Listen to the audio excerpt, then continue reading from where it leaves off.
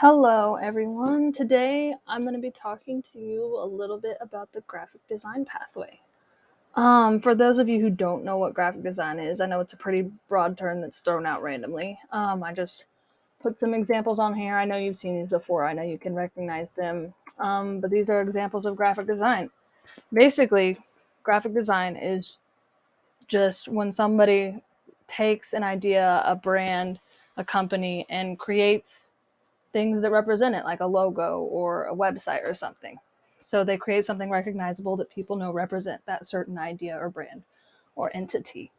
Um, Going into freshman year, this is the class you would take to start off this pathway. It's digital media.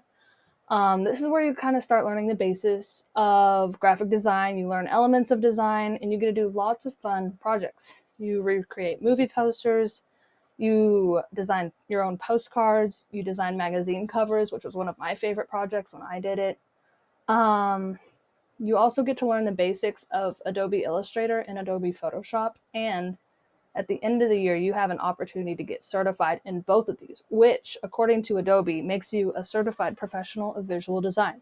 This is super awesome to put on resumes, and anyone who's hiring and sees that on there knows that you know your stuff and know what you're doing. Um, Sophomore year, you would take graphic design one, and this class you start building off of those like base skills that you learned during digital interactive media.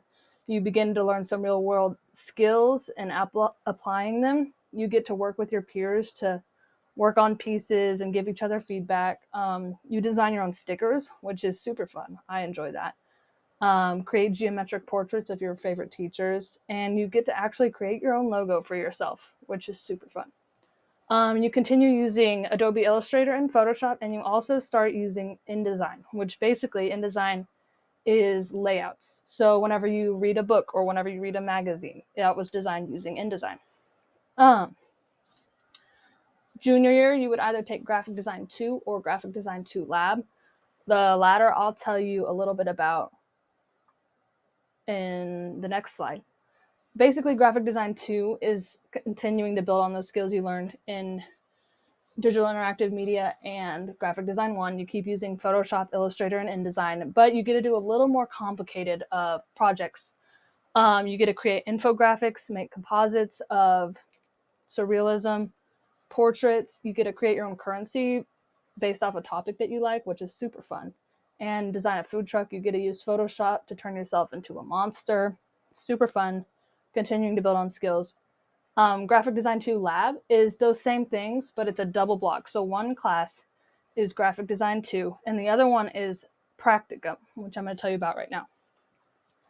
Basically, Practicum of Graphic Design, it's a double block. You get to take this class and go out into the real world and be in an internship. And you get so much real world experience. You get to learn what it's like to have a job in the graphic design industry. You get to develop more skills that you might not learn in school because these are things that are actually applicable to real world jobs. You gain a better understanding of what it's like to work in a graphic design job in the workplace. And you get to learn a lot of stuff. This launchpad, I know you recognize this. This was actually designed by a practicum student last year. A senior took this class, and her internship, one of the major projects she had was to design the launchpad. So this is an example of something that you see every day. People interact with it daily, and it's something that a student in high school actually got to design. So that's something really cool. So that's what you would take your senior year. Before I finish, lots of classes or pathways have like a competition or a club. Graphic design doesn't have their own specific club, but they are a part of BPA, which is Business Professionals of America. And BPA allows you to take skills that you're good at. If you're really good at making logos or flyers, you can compete in an event that involves those. Or if you're really good at creating quickly, you can compete in an event that involves that. This year I competed in graphic design promotion. I got to design a flyer and a logo. So basically, BPA allows you to take skills that you have at school and show your skills at a competition and potentially win, which is super cool. This is our teacher, Mrs. Martinez. She's awesome, love her. She really cares about her students and wants them to succeed. If you have any questions, you can scan this QR code and your questions will go straight to her and she will answer as quickly as she can. Thanks for listening, y'all.